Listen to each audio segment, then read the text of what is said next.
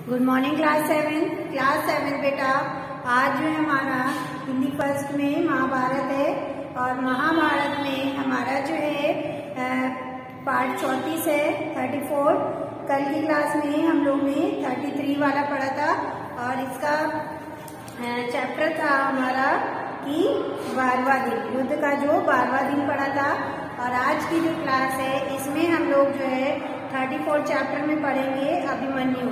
तो उस युद्ध में अभिमन्यु का क्या हुआ था और इसका क्या कार्य था, ये सब हम लोग आज की क्लास में पढ़ेंगे। ठीक है, तो देखिए, कौरवों द्वारा चक्रव्यूह रचना, यानी कि अभिमन्यु के लिए कौरवों ने चक्रव्यूह की रचना की योजना बनाई। तो उसमें क्या होता है ये देखिए, युद्ध के 13वें दिन अर्जुन के त्रिगणों ने युद्धों के लिए ललकारा, जिससे सुनकर अर्जुन वहां लड़ने चले गए और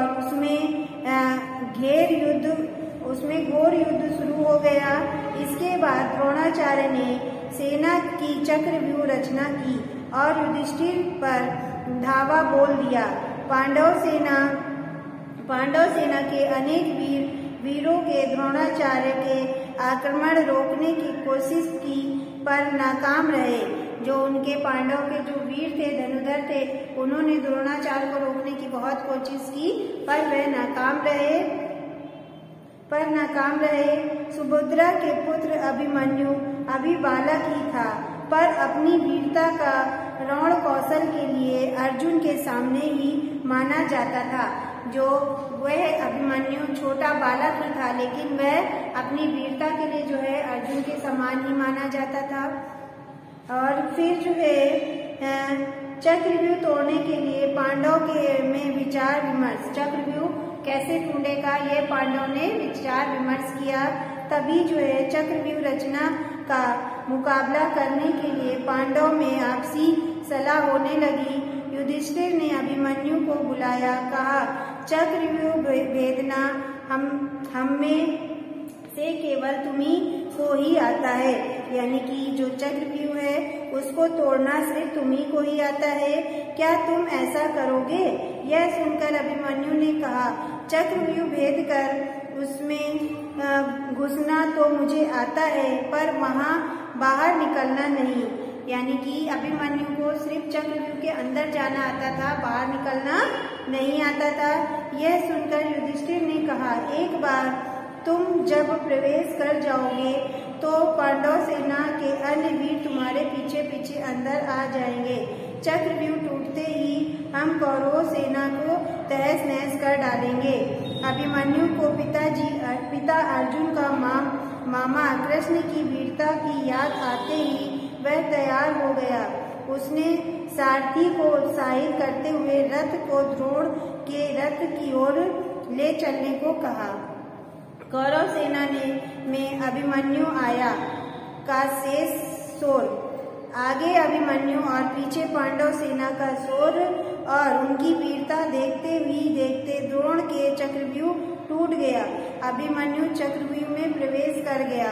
उसके सामने जो वीर आता वह उसी प्रकार कुछ कर जाता, जैसे दीपक की लौ में जलकर पतंगा।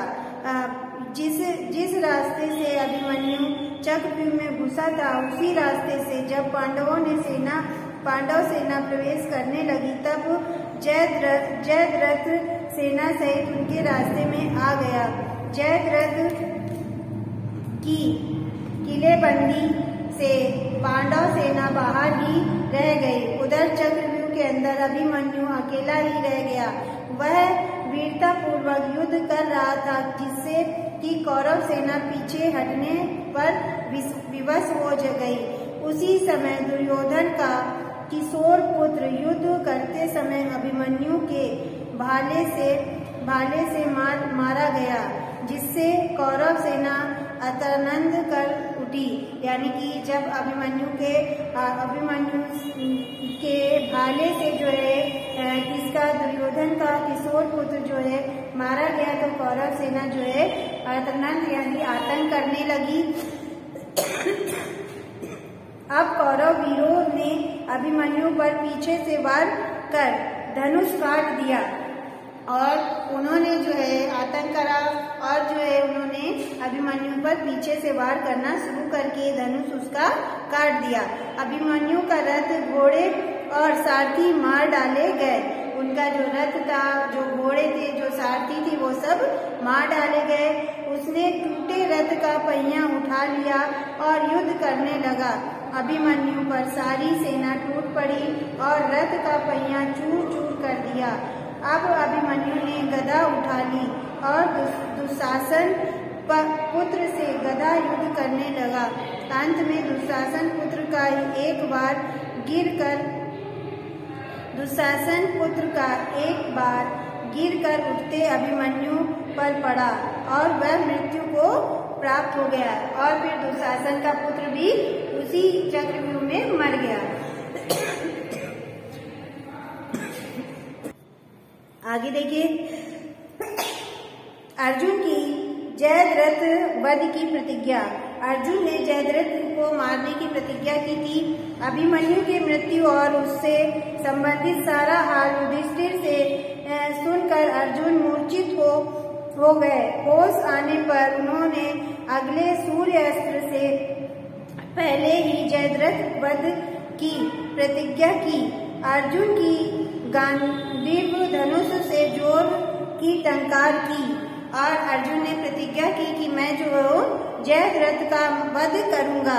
उधर जब यह बात जयद्रथ को मालूम हुई तो उसने युद्ध छोड़कर अपने देश जाने की इच्छा प्रकट की। उसे दुर्योधन ने आश्वासन देकर कहा कि आपकी रक्षा से सारी सेना लगा दी जाएगी, आप निसंकोच रहें। यह सुनकर जयद्रथ को कुछ धैर्य हुआ। अर्जुन का भयंकर युद्ध। अगले दिन कौरव सेना की व्यवस्था विशेष ढंग से की गई। द्रोण ने रण क्षेत्र से 12 मील दूर जयद्रथ की सेना और रक्षकों को साथ रखा। उसकी रक्षा के लिए अनेक महारथी नियुक्त थे। अर्जुन ने पहले भोजो फिर कृतवाण, वर्मा और सदक्षिणा पर हमला कर परास्त किया। श्रेय युद्ध ने हमले का मुकाबला करते हुए मृत्यु प्राप्त की। इसके बाद काम्भो और असंख्या वीरों का काम तमाम कर अर्जुन जयद्रथ की ओर बढ़ चले, जिसे देखकर दुर्योधन चिंतित हो गए। मतलब अर्जुन जो इतने क्रोधित हो गए थे अभिमन्यु की मृत्यु से कि मेरा पुत्र जो है इन लोगों की छल से मारा गया है, तो और जो जयद्रथ था उसने जो है हमारे भाइयों को चक्रव्यूह के अंदर जाने नहीं दिया, इसलिए मेरा पुत्र मारा गया है। तो उसने उनको मारने की प्रतिज्ञा की थी और इतने क्रोधित थे कि जितने भी वीर उनकी रक्षा के लिए खड़े थे और उनसे युद्ध कर रहे थे, उनको वो मारते हुए आगे की ओर बढ़ते गए। यह देखकर दुर्योधन चिंतित पड़ गया कि अब कहीं जो है हमारे दोस्त जो दूध जाते हैं वो मारे न जाएं। इसलिए फिर आगे जो है कहानी हमारी युधिष्ठिर की चिंता और कामना। तो ये कहानी हमारी आगे का जो पार्ट है वो हमारे नेक्स्ट चैप्टर में होगा। तो आज हमारा पार्ट यहीं तक है। आज के पार्ट में हमने ये पढ़ा है कि अर्जुन अभिमन्यु चक्रव्यूह में किस तरह से फंस जाता है, किस तरह से जो है हमारे उनके षड्यंत्र में आ जाता है, और जो जयद्रथ था जिसने उनके जो क्या कहते उनके जो बड़े पापा थे, जो उनके अर्जुन के भाई थे, उन सबको अंदर जाने से रोका था और अर्जुन अभिमन्यु अकेले ही उस चक्रव्यूह में फंस गए थे और उन्होंने दुर्योधन के पुत्र को मारा, जिसके कारण वह क्रोधित हो गए थे। इसी तरह से अभिमन्यु की वहाँ पे वीरता से लड़ते हुए मृत्यु हो गई थी। ठीक है, अब आगे देखिए, इसमें कुछ क्वेश्चन है, उनको हम लोग करेंगे अपनी कॉपी में। तो पहला क्वेश्चन है मेरा, अभिमन्यु की माता का क्या नाम था? तो चलिए हम लोग क्वेश्चन आंसर करते हैं। तो देखिए पहला क्वेश्चन है हमारा, अभिमन्यु की माता का क्या नाम था? आंसर है हमारा, अभिमन्यु की माता का नाम था सुभद्रा। क्या था? सुभद्रा। ठीक है, अभिमन्यु की माता का नाम था सुभद्रा। फिर है, लोग अभिमन्यु की तुलना किससे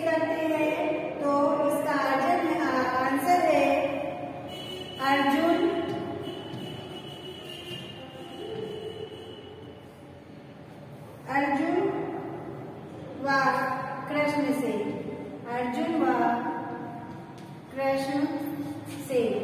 ठीक है, उनकी वीरता की तुलना अर्जुन और कृष्ण से की जाती थी। फिर है सिंधु देश का पराक्रमी राजा कौन था? तो सिंधु देश का पराक्रमी राजा कौन था? जयद्रथ, जिसने वहां पे दीवार बना दी थी और पांडव सेना को वहां पे अंदर जाने से रोका था। ठीक है, तो जयद्रथ था कौन की सेना? सिंधु देश के राजा थे। ठीक है, अब देखिए आगे क्वेश्चन है मेरा। तो देखिए हमारा चौथा क्वेश्चन है, चक्रव्यूह भेदना किसे आता था? तो आंसर है हमारा चक्रव्यूह भेदना पांडवों में केवल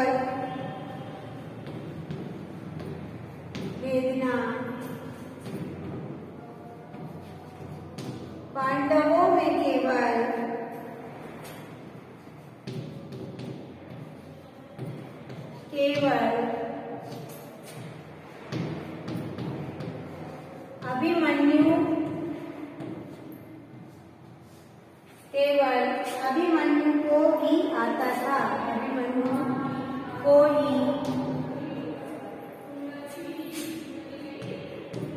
आता था। ठीक है, फिर नेक्स्ट क्वेश्चन है, अभिमन्यु को क्या परेशानी थी? आंसर है अभिमन्यु को यह परेशानी थी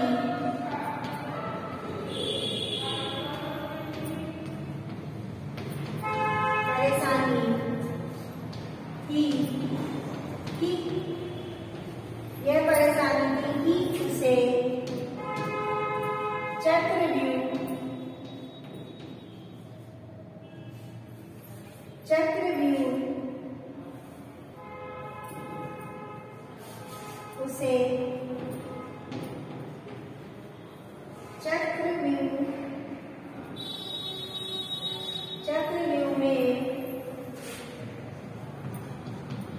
उसे चक्रव्यूह में प्रवेश करना तो आता था,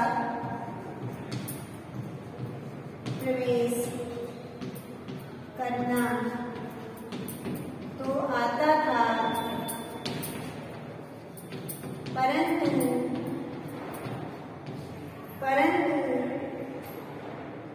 उससे बाहर निकलना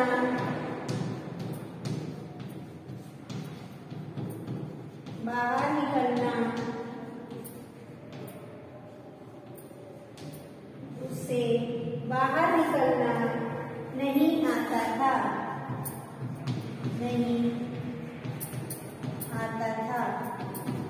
ये परेशानी अभिमन्यु को थी। ठीक है, आगे देखिए, आगे क्वेश्चन है हमारा, अभिमन्यु ने केसारथी का क्या नाम था?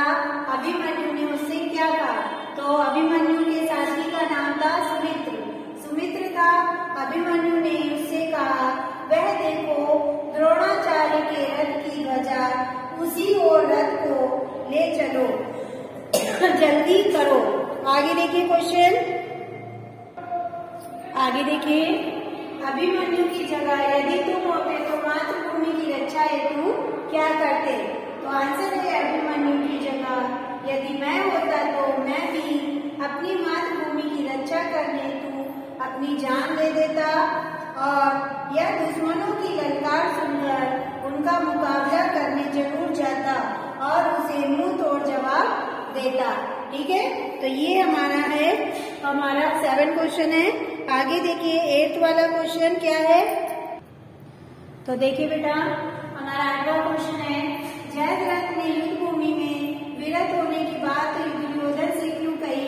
आगे देखिए, अर्जुन द्वारा यह प्रतिज्ञा करने पर कि कल सूर्यास्त तक जयद्रथ को अवश्य मार डालूंगा, सुनकर जयद्रथ भयभीत हो गया। उसे अपनी मृत्यु निश्चित लगने लगी थी। मौत के भय से तथा उससे बचने के लिए उसने दुर्योधन के पास जाकर युद्ध से विरत होने की बात कही। ठीक है बेटा, तो ये हमारे 8 क्वेश्चन हो गए हैं। अब जो है एक क्वेश्चन बचा डाल देंगे, आप लोग उसको कर लीजिएगा तो हमारा ये चैप्टर कंप्लीट हो जाएगा। तो आज की क्लास हमारी ओवर होती है। Thank you class.